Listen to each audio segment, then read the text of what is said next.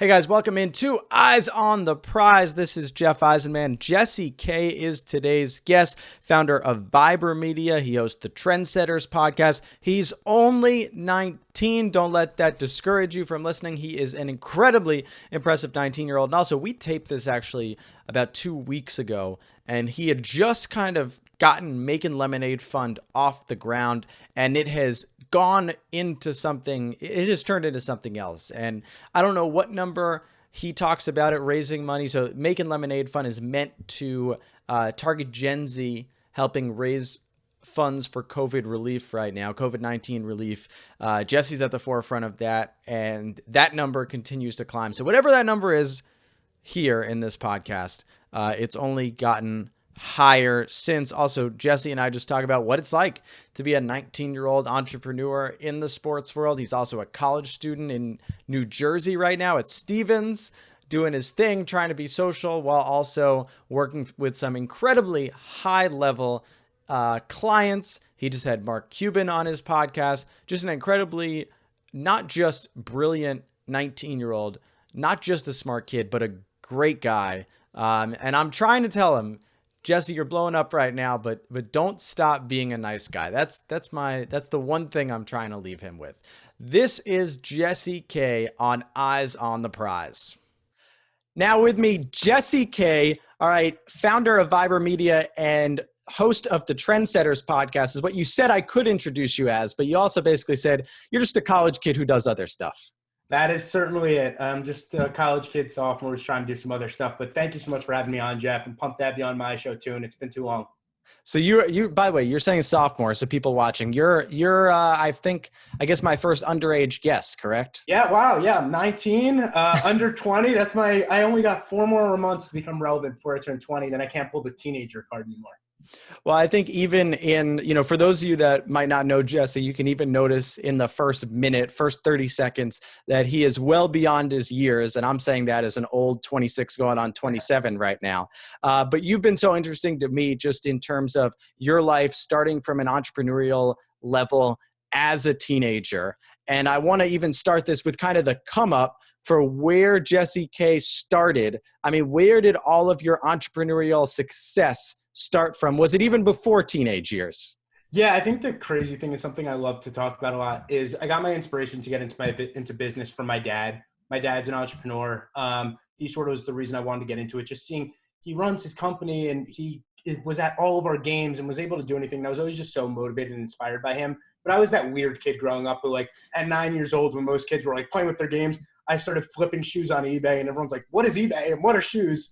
So I started that when I was 9 years old, buying and selling shoes, flipping them on eBay, and I made like $2,000, but I thought I was a millionaire from that.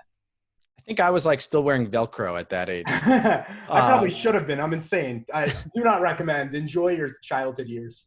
Well, I think that's an important part because, even like we said, you're 19, and the fact that you're here right now, not that I'm anyone, but the fact that you're a pretty big deal, that you're relevant, and we can talk about all the people who you've gotten to know.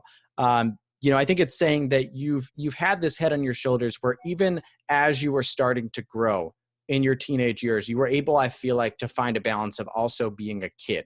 How difficult was that in high school? And if you could also share where you went to high school, that'd be great too. Yeah, totally. So first off, I went to Northern Highlands Regional High School in Allendale, New Jersey. I'm from Upper Saddle River, a short 15 minutes from where Jeff is currently bunkering down in my mom's hometown. But it was interesting. It's something I like to talk about a lot because it's one thing I focused on my podcast. So I started my podcast when I was 16. I was a junior.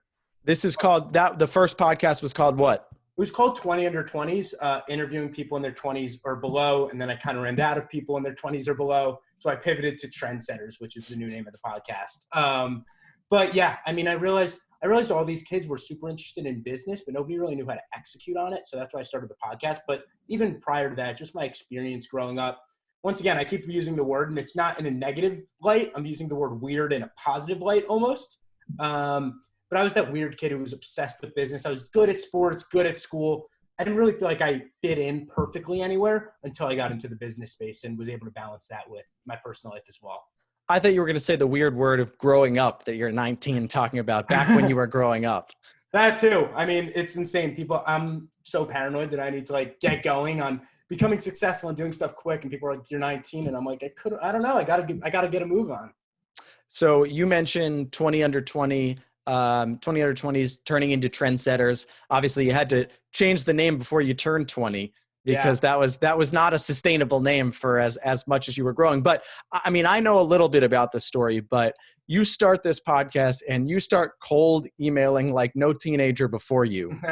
Yeah, that's What the were one you thing doing? I will be very proud of. I want to be the teenage cold email king. I started, so literally just created this podcast out of nowhere in high school. I didn't really know what a podcast was when I started. It was more just like, hey, like this thing where I can interview people. And my thinking behind it was I wanted to get in touch with every successful entrepreneur and CEO who I wanted to be like in a decade, but I had no way to actually reach out to them. If I just said, hey, will you talk to me for 5 minutes? They'd say no. If I say, hey, I have an audience of young people you could share your message with, maybe it would work. So I was insane, even just thinking back on it. I sent 350 cold emails a day, every day for 6 months to Forbes 30 under 30 lists, entrepreneurs, CEOs, all of those. And did anyone prominent get back to you early on? So this is crazy. The one reason I thought that this was going to be really cool and it might work was week one, I sent an email to Mark Cuban. Mark Cuban responds and says, sorry, I can't do it. I'm super busy. Good luck. Keep pushing. Something along those lines. I'm like, oh my God, mom and dad, Mark Cuban responded. Like, this is insane. It's really going to work. And just, we'll go back in a second, but quick fast forward 3 years, Mark Cuban was on my podcast last week. So just a crazy full circle. Like follow up is huge. I followed up with him 20 times in between, kept on getting no's, and then finally hit him with the relevant, hey, we're home with coronavirus. Here's some people I had on my podcast. We'd love to have you on. And it's crazy what happens. Well, first of all, you mentioned your parents. What were they thinking when you said you were trying to get a hold of Mark Cuban and starting this podcast? My dad was certainly more like, go for it. My mom was like, okay, cool. Like, go for it. My dad was like, let's go. That's awesome. Because he sort of saw, I guess, what he in his early stages was like too. But I mean, they've been nothing but incredible on this. They're super motivating. They support everything I do. When I started to travel for early speaking and podcasting stuff when I was 16 or 17, they'd always come with me, take times out of their schedule to sort of support me. But yeah, it was really just a cold email game. And it was finding the right positioning, changing from podcast interview, which got like a 10% open rate, to 16-year-old podcaster, which got like a 90% open rate. And eventually led to me getting people like Gary Vaynerchuk, Jack Dorsey from Twitter, some amazing guests. Yeah, I mean, that's where I know those are the two that you bring up, Gary Vee and Jack Dorsey. What were they like in terms of actually agreeing as you were, what, were you at 17 at that point? Were you still 16? Still 16. I was 16. So once again, I wouldn't recommend this down the line. This is probably persistence to a whole nother level, but 16-year-old prepubescent Jesse didn't really know boundaries. So Gary, I actually sent probably 70 cold emails. And eventually I said, hey, Gary, I just had your brother AJ on the podcast. Can I have 5 minutes in the next 4 weeks? He said, sure, 4 weeks, done. So 5 minutes, that was it. And then funny enough, the month after, I was speaking at an event in Toronto. It was my first ever public speaking thing in front of 3,000 people. I almost like cried on the stage. But Gary was also speaking and went next. So I got to deepen the relationship with him. And then Jack Dorsey, cold emails, no response. I see he goes live on Periscope or Twitter live, but I think it's Periscope, and spam it for like an hour. Jack, I'm 16. Can I have 5 minutes? Eventually he says yes. And I'm like, awesome, but fuck, like, how do I get in touch with him? What do I do? Like, he just said, sure, but how do I get in touch? So I rewatched the whole Zoom or Periscope, record it, send him a screen recording by email, call up Square's headquarters and Twitter's headquarters and be like, crazy, crazy story. Your CEO just said he'd come on my podcast. Here's a video. Can you help me? And eventually I got in touch with him. I was going to fly to San Francisco for a 5-minute meeting with him. And then I get an email from his assistant. Hey, Jesse, actually Jack's in New York City tomorrow. Do you want to meet for 40 minutes? And then I got to interview him, their CMO, got an hour with both of them. It was crazy. Wow. Now the next question for those young people and for people that don't necessarily have an office and need to schedule an interview, where did you do that? So 90% of my interviews I do just like this on Zoom, but I was willing to do whatever it took to meet him in person. I thought it was worth it. I literally was about to get on a flight. We recorded out of his office at Twitter HQ in New York City. It wasn't like, hey, Jack, could you meet me in the back of a Starbucks? I'll pull up with a recorder. That would have been incredible. It would have been a nice hustle tactic. But now I literally walked in with my little handy recorder and hoped it worked and had my phone recording as a backup. Well, I think, one thing kind of on that was you said a couple of times that you wouldn't recommend certain things that you did when you were 16. So now at the old age of 19, what would you have told yourself 3 years ago? I would have told myself strategy over quantity. I was this whole thing of eventually if I keep doing it, but I realized it's positioning with anything, with business, with press, with personal life. It's all like one thing I always say is when you're trying to find a way to connect with somebody, going for the ask of, hey, I really want a job. I'd love to talk to you. Please let me know when you could talk. Take. You can have the same take mentality or see what you're trying to get out of it by giving. So say, hey, I'd really love to connect. I'm inspired by XYZ about you. Could I have 5 minutes of your time to share some of your amazing insights with my audience? You're getting the same 5 minutes that you would have gotten if you just begged, but you're giving them value and making them feel like they're giving value and getting something for themselves as well. So you start Viber Media as a high school kid. You start a business. I do. By yourself.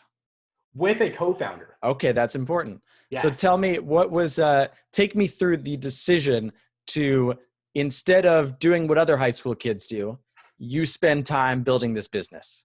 So going into senior year of high school, I was lucky enough to get an internship with Brandon Steiner, who is the founder and former CEO of Steiner Sports, one of the biggest memorabilia and sports marketing companies in the world. Now the head of Collectibles Exchange. Yes. Big plug for Brandon. I'm sure he'll love that one. But Brandon is incredible. I met him through a mutual friend, literally going into senior year of high school. It might have been one of the craziest days of my life. He goes, hey, come meet me and play basketball at this guy's house. I show up to Steiner's house. So many pro athletes are there. And then he's like, hey, you want to go meet Derek Jeter? I was like, what? Yes. So we go to the city, meet Derek. It was the craziest day of my life, probably. But I interned for Brandon, and I had a really cool setup with my high school. They were amazing. I think I was one of 3 kids who did this program. Now it's up to, I think, 30 for this past class, which is amazing. But I did a work-study internship program. So I was in school till 11 a.m., leave at 11 a.m., go to Brandon's office in New Rochelle, work there from 11 to 6. Me and him would always be the last 2 out of the office. I'd go back to his house sometimes and work with him more there. And then I just wanted to prove that I did whatever it took to prove and learn as much as I could. I mean, it was literally, he'd walk into like a board meeting, it would be him, all of their C-level people, and me. And I could just absorb everything. So that was incredible. And then I realized, hey, I helped him build out some digital and social media assets for his personal brand, their company, some of the auction stuff they were doing. And I thought, hey, I actually can do a decent job with this. Did another little small internship contract project with Madison Square Garden. And I was like, wow, like this really could work. And me and a friend from high school, who's way smarter than me, decided, hey, why don't we try and do this for other people? We ended up launching it. He was amazing. Then he ended up going off to college like I did, wanted to focus on that. So ended up buying him out once we started school. But it was amazing. It was so much fun starting in high school. You definitely have to build some credibility, but it was a cool thing to get off the ground. Buying out, a term that many 18-year-olds use, right? Where you on Brandon, I do want to go back to Brandon. Just what did you learn from Brandon Steiner? I think especially people in the New York area, Steiner Sports, know it so well, and he's been around, this area and doing so many things for so long. What did you learn from him? I'd say 2 things. Number one, relationships and how important. I mean, I'd go to Yankee games with him, and he would know every single person that walked into his store, every single person in the Legends suites of Yankee Stadium who were his clients. He knew everybody. And his relationships were amazing. I mean, that's how he was able to stay so successful for so long and continue to build new products like he's done. His relationships are incredible. He keeps really good relationships with important people that mean a lot to him. And then second off, follow up. It's the only thing he ever said to me, following up with people nonstop. And it got annoying at one point, but now looking back on it, it was one of the most important things I ever learned. Following up has been so essential in continuing to grow my business, my podcast, anything. I mean, move back to that Mark Cuban example. 3 years later, did a follow-up and it converted. Well, I was going to say following up with people is less annoying than the cold emails that you brought up. I strongly recommend you go for warm leads before cold. And Brandon, you don't know me, but I know what you look like. And I have been to many Yankee games where if you look down, especially if for some reason on the third base side is where I believe I've seen him the most. He's walking around. It's like, I don't know if Yankee Stadium gives him a ticket where he can go wherever, or the security knows that's Brandon Steiner. Yep. He's obviously there was for a long time a Steiner Sports store in Yankee Stadium, but he used to just walk around and be talking to people. And I totally get it, especially the business that he's trying to do, which who knows what percentage of his business at its peak revolved around people buying Yankees autographs, but probably a lot of it. A lot. Yeah, I mean, when they had the whole Yankee Steiner deal where they bought the old Yankee Stadium and tore it apart and sold everything, that was a huge project. But comes back to the relationships. He's the first and only person ever to have Yankee and a company together, Yankee Steiner Collectibles. He's the only one to ever have that, which is crazy. I'm sure he told you that. Oh, he told me that many times. In terms of, we got a little sidetracked because we were talking about Viber Media. For those who are curious, what do you guys do? Totally. So it's sort of two parts. On one side, we work with athletes and sports teams on their entire digital and social presence. So anything from helping them with their content, their planning. We do a lot of work with athletes and talent on managing their brand deals. So acting almost as their marketing agent, taking an athlete and Uber Eats, an athlete in Delta, finding a cool campaign, meshing it together, executing on it. And then the other side is working with brands and businesses, some Fortune 500s on their entire digital and social conversions, marketing, campaigns, influencer stuff, etc. You're 19 now, and you started this while you were a senior in high school. So how do you go into a pitch and have someone take you seriously when you hadn't even been to college? Now you're at Stevens, but you're a sophomore, as you mentioned. How do you convince people to give you the time of day? Yeah, no, that's one of my favorite things to go through because it's definitely tough. The first time you walk in, you're terrified. You walk into a meeting and you're like, oh my God, all these guys are 50. They've been here forever. What do I do?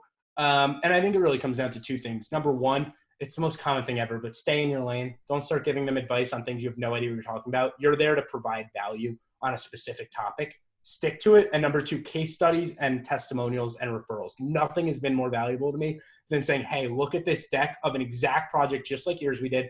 Here's the results. Here's a comment from their CEO, from their founder, from their SVP of communications. Here's everything they did. You can see it directly here, and you can call them up for a reference immediately if you want.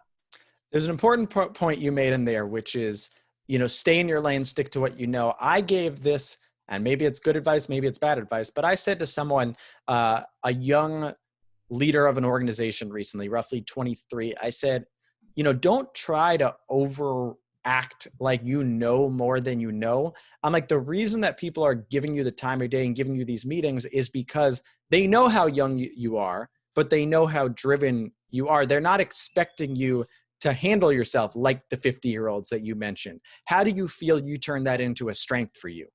Totally. I think I actually wrote an article that might be a cool tie-in with this. It was called Your Next Mentor Might Be Half Your Age. And it was an article I did with Adobe. But it sort of talks about reverse mentoring, which was another thing I learned from Brandon that I think sort of ties in here. The value you're providing them is your youth and your experience. We grew up, I've never not had this within 5 feet of me ever. From the day I started using technology, I had a smartphone at my fingertips. For my dad and my grandparents, they didn't have that growing up. So our value is we're so integrated in tech and social and digital. It's part of second nature to us. They're learning it, so we can provide value on how to use that to help grow their business and adapt with it, which they're going to need if they want to survive. But everything else, business operations, running meetings, relationships, that's all stuff that I want to learn. I don't know anything about that. So I think making sure you focus on stuff you really are confident. If somebody put a gun to your head and said, hey, tell me the one thing you're really good at and you can prove to me, stick to that.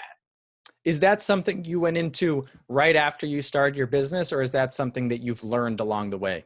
I've learned it for sure. I started off trying to do that, and then you quickly learn, like, you really got to focus on not, like, you have those little things where it's like, oh, I'm 17, I'm walking into these meetings, like, I know what I'm doing, and then you quickly find out you're clueless.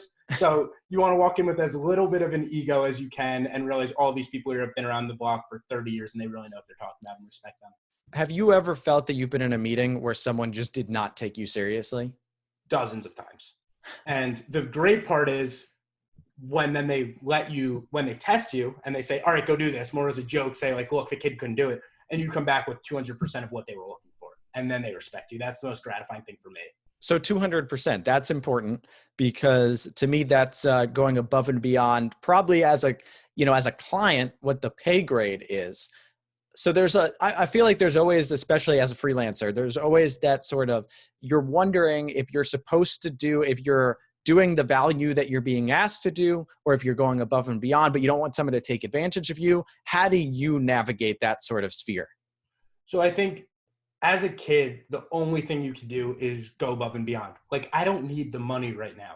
Like, I'm putting money in savings, spending as little as I can. Like, my whole thing is reputation building. I want the next 5 years of my life to have the best reputation. So anytime, when I worked at Steiner, I was making, I don't know, $10 an hour, and I didn't care. I would have paid to be there. The experiences are amazing.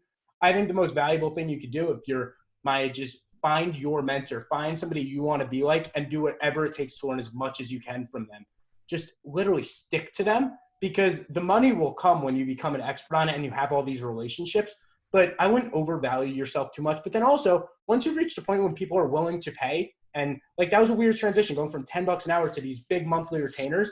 You have to realize, and it was weird. Like in 6 months, I went from $10 an hour to like making retainers. And I think you have to also, you have a lot of like imposter syndrome. You're like, wait, 6 months ago I was making $10, now I'm making a couple thousand. Like, where's the gap? Mm-hmm. And I think the biggest thing is realize once the market is willing to pay you what they think you're worth, you're then worth that. So don't go below that. But while you're trying to get your foot in the door, don't be afraid of free work. Don't be afraid of minimum wage stuff. Just do it, because very quickly, if you do a really good job, you'll be able to the market will raise prices for you and you'll become more valuable.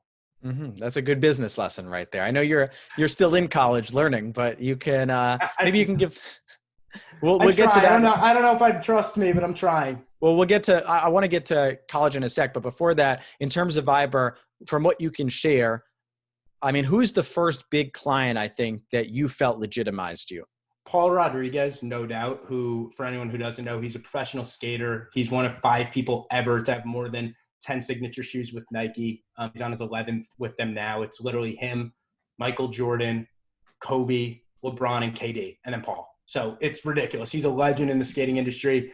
When I was 17, we got him as a client. He let us take over managing some of his brand deals as well at some point. So he's still an amazing friend, was an amazing client. He was our first legit one. And then getting to work with some cool companies. I mean, working with Madison Square Garden for a little bit and getting to go to Knicks games and walk the court before and do that whole thing.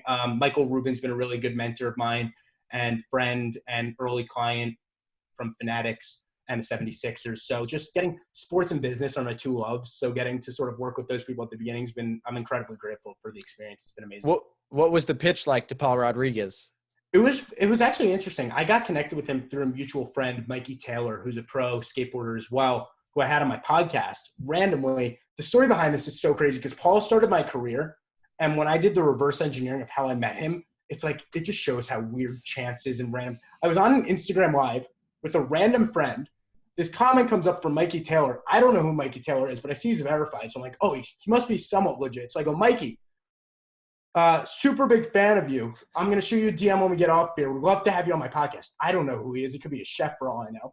Get off, shoot him a DM, have him on my podcast. He goes, you got to have my friend Paul Rodriguez on. I don't know who Paul Rodriguez is. I have Paul on.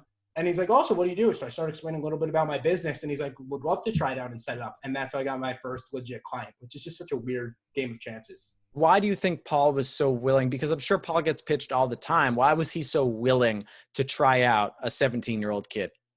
He might need to get a mental check. I don't know. We'd have to ask him that one. But I think the quick version is he's a pretty innovative and he likes to test new things. I think he appreciated just how sort of frank and direct I was with it. I wasn't trying to give him some go around on this whole big agency and we're going to do all this crazy stuff. I was like, Paul, we'd love to test this out with you. And then I think we delivered results. I mean, that's more of a question for him than me, but I'd like to think we did a pretty good job with him. I'm very close with him, talked to him yesterday, but I think first part, he needs to get a mental check to trust a 17-year-old to take over his brand deals. That was definitely a jump. We'll have to, maybe I'll have to get him on to kind of say, get the background story with that. Yeah, you should ask him that. Ask him why he allowed me to stay in his house. There's a lot of bad decisions he made down the line with me. He let you stay in his house in California, I assume. In California, outside of LA. All right. Well, good to know that you have. He has a skate park in the back. It's insane. You're in your house right now. You are a sophomore at Stevens, as we mentioned, Stevens Institute of Technology, which means that right now you are balancing doing schoolwork with your job remotely.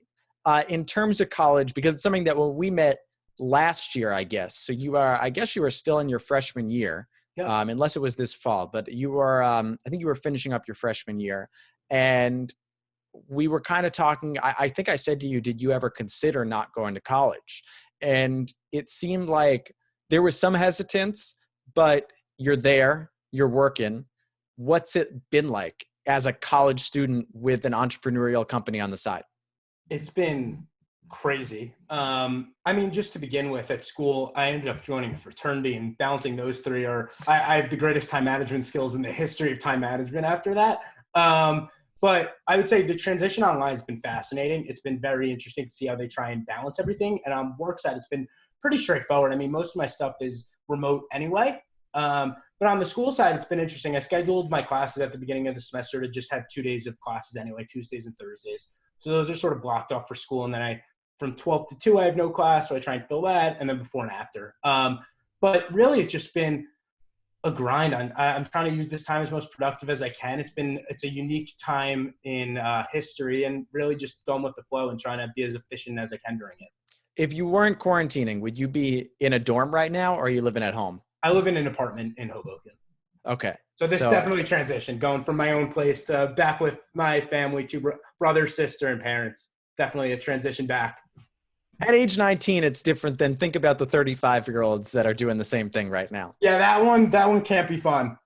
So think about that. But you mentioned, making the most of this quarantine right now. So I want to touch on the Makin Lemonade Fund, which is one of the reasons. I mean, we've talked about doing a podcast for a while, but I specifically wanted to expedite the process right now because you're doing some amazing things right now.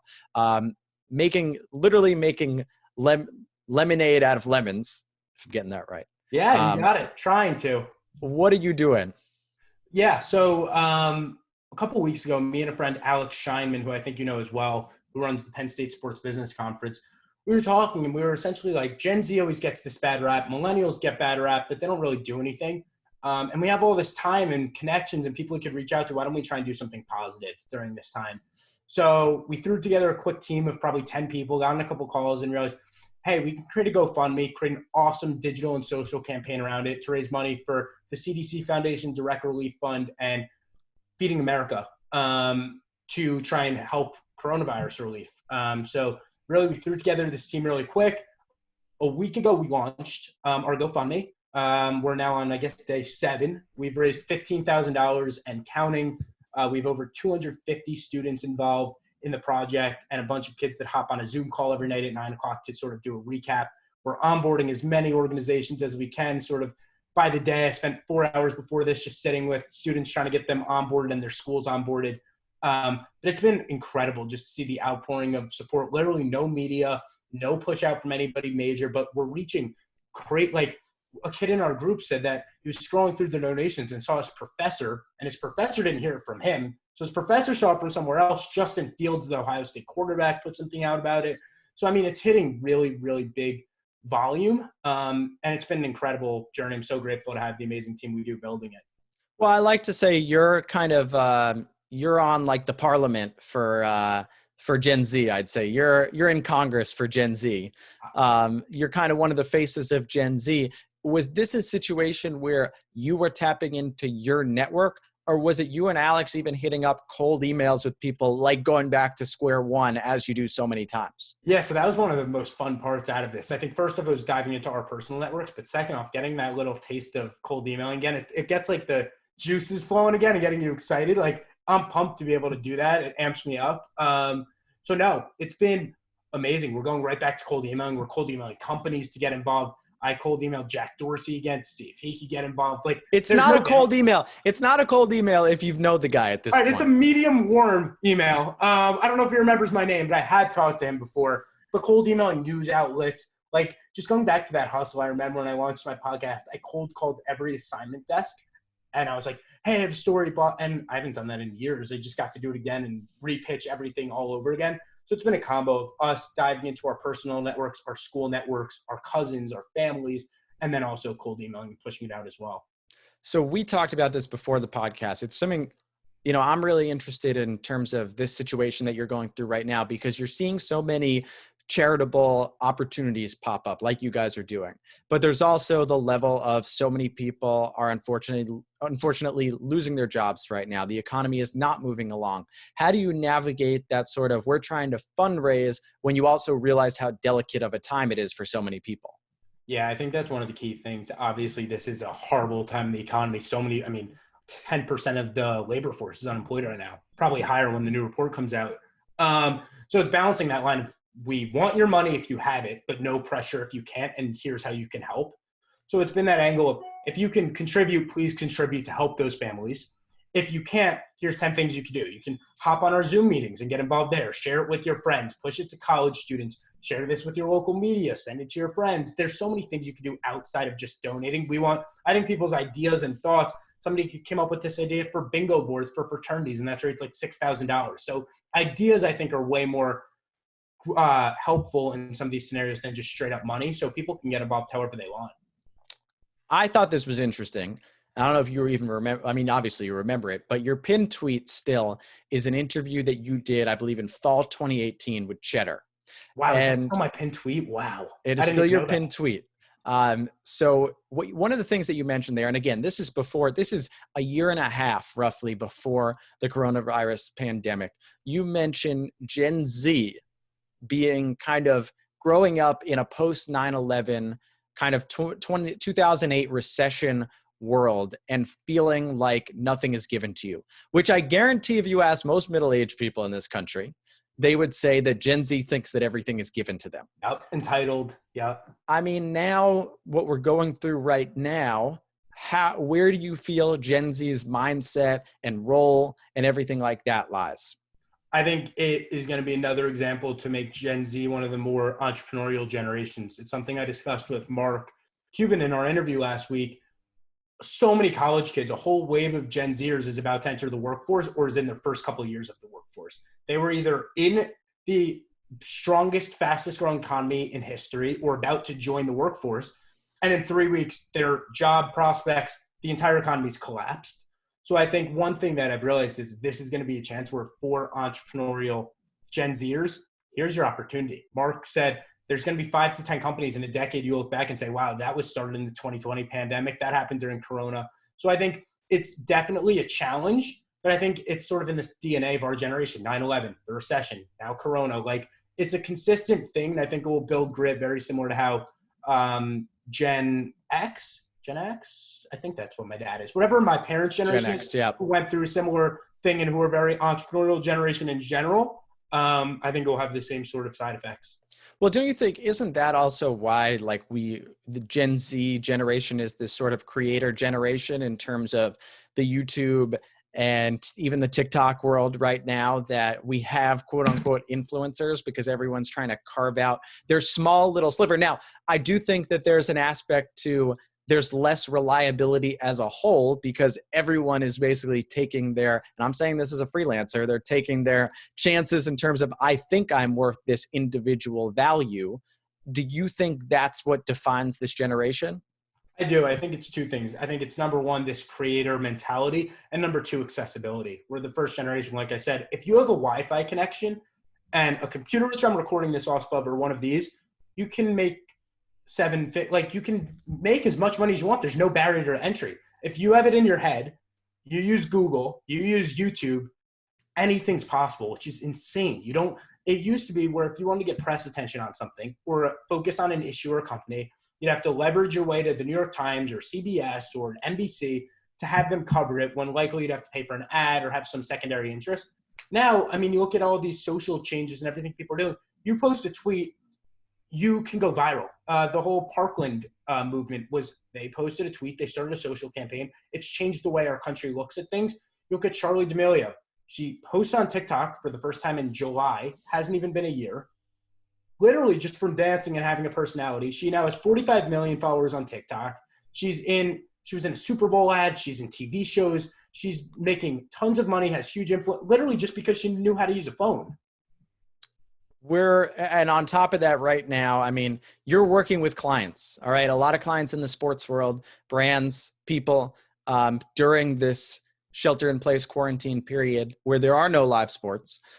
what is some of the advice that you give, not to steal all your secrets, but that you give to clients kind of right now to make the most of this delicate moment? I think well, first off, very delicate moment, very tough to see some brands try and go through this repiecing process on when you're a provider like an ESPN or some sort of live content provider and there's no content there. What do you do? I think it's a couple parts. First, relying on original content that you own. So all of these brands, one of my things is like, sure, I can't watch 2020 March Madness, but I don't remember every game from 2017 March Madness. Why not just replay the entire tournament and obviously know who wins, but you think you're going to remember that upset in the first round? Like I would sit and watch it because what else do you do? I think the secondary thing is it's a great opportunity to find your unique prop, your unique ability, some leverage point that you have over the rest of the market to double down. I think some of these brands like Barry's Bootcamp, they obviously can't be doing classes in person, but every day when I scroll on Instagram, I see them live on Instagram doing a class with a teacher, allowing you to do it. Peloton's done an outstanding job with this. My parents are obsessed that we don't have a Peloton machine, but the app is now 90 days for free. It has yoga classes, CrossFit classes, running, spin, if you have your own bike, anything. And obviously they're not making as much money because they're giving away a free subscription, but the amount of fans that they're going to have when we get out of this is insane. I have a new personal goal to mention Joe Favorito, who we talked about off air on every podcast. Yeah. So I'll shout that out, that I actually wrote an article for Ozzy recently. And he mentioned, he was like, if you're pro teams and you have a coach or a trainer or a fitness instructor who teaches yoga or something like that, put that on your channels because everyone's looking for something new right now. 100. It could be so unique. It doesn't need to be your live sport. Find some spin. Like anything is something right now. That's the crazy part. Anything companies have been waiting 5 to 10 years to test for the time is right. The time is right. Worst comes to worst, it flops, which many campaigns have in the last week. I think we both know, but it's better to flop than to not do anything, I think. And because then you take the advice and do better next time. Yeah, we're seeing a lot of people working in gaming, esports. You know, I don't know. I've heard some stories. I've heard esports is on the rise during Corona. Well, listen, I've been saying this publicly. I've been saying that, you know, I think the esports industry as a whole, that's not the way that I think I'm hearing too many times, like, what an opportunity. Look at this rise. It's like we're in a delicate time, and esports was rising before. I think that people are getting introduced to gaming, even. I would use the term gaming more so than esports. Yeah, it's a visibility thing, and it's something like someone asked me, do you think the viewership that this stuff is getting, like iRacing on TV, for example, is going to carry over after? I'm like, of course not. Yeah. Of course not. Of course, a virtual Sunday NASCAR race is not going to be able to compete with like Sunday of the PGA Championship when golf is back on, or Sunday NFL football or basketball or whatever it is. But I think that now you're just seeing some of that carryover. Totally. Slight tangent there. But I want to ask you this, Jesse. Yeah. Okay. There's allegedly, if you stick to the plan, you could graduate Stevens in 25 months. What does your life look like when you're at a college? Not that you're not working full time, because you're 100% working full time right now with class on the side. But what does your life look like in a few years from now? That whole 25-month thing is kind of scary. I never even thought of it like that. So thank you for freaking me out. Sure. But I think it's a couple of things. I want to continue to grow my business. I don't think what I'm doing now is what I want to do for the rest of my life. I think it was another thing sort of similar to the podcast, where it was an amazing place for me to build these awesome relationships with clients and do as much good as I can for them. But long term, I mean, I want to continue to own my own business. I'm super fascinated in the sports and tech space, education space as well. I'd love to do something a little more scalable than an agency model. And if we're going super, super long term, if I'm not owning a sports team in 40 years, I will be mildly unhappy. Well, I'll hold you to that. It's a podcast. Everything's open-ended. You can say whatever you want on here. See, I'm saying it because odds are I don't, so there's no downside because people are expecting me not to. But let's say the 2% chance it happens, then it's such a cool thing to look back on in 40 years. Look, you brought up Michael Rubin. You brought up Gary Vee earlier, especially on the entrepreneurial site, not to limit your goals, but I think the idea of a minority ownership is, I think you should set minority owner before age 35. Done. All right. Close. Shout out to the Mark Cubans and Robert Perez of the world. Trendsetters, before I let you go, I got to ask what, as you said, you started, it was originally the podcast world. How's the podcast going right now?